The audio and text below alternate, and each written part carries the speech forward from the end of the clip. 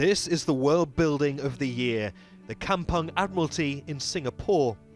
It's a vertical village for the elderly, with care facilities, shops and lush gardens all under one roof. It sets an example for what's possible in other sprawling cities. It's an attempt to create a community of senior citizens who will live in social housing, but rather than being isolated in a little sort of elders ghetto, they'll be part of a very vibrant mixed-use development. More than 2,000 architects gathered in Amsterdam to exchange ideas. That's a lot of fashionable spectacles. Among them, one of the most distinguished designers in the world, Ghanaian British architect David ADJAYE, who doesn't wear glasses. Architecture is a kind of tribe. It's like a sort of nerd camp.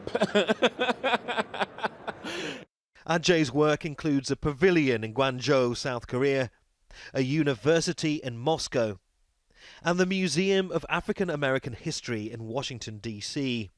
The work goes beyond excellent construction. It's about big ideas. Who are we? What are our aspirations? In the last 100 years, we know how to build, so that is no longer the issue. And we've taught many people how to build. But what really becomes the issue is how do we make architecture relevant to people? How do we engender relationships to people with their architecture and the environment so they just don't feel like they're machines just in the background? Successful architecture needs to work for people.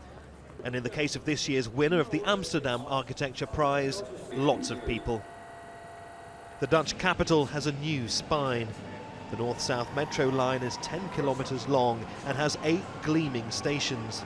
It took decades of planning, 15 years of construction, and required a catalogue of engineering innovations to deal with the city's many canals and thick layers of mud.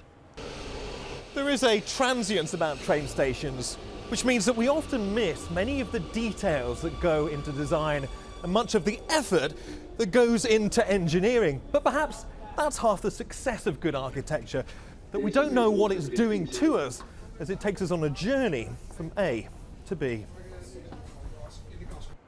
Regardless of how functional some architecture appears or how seamlessly it blends into the background, it all aspires to quietly improve the way we live. Neave, Al Jazeera, Amsterdam.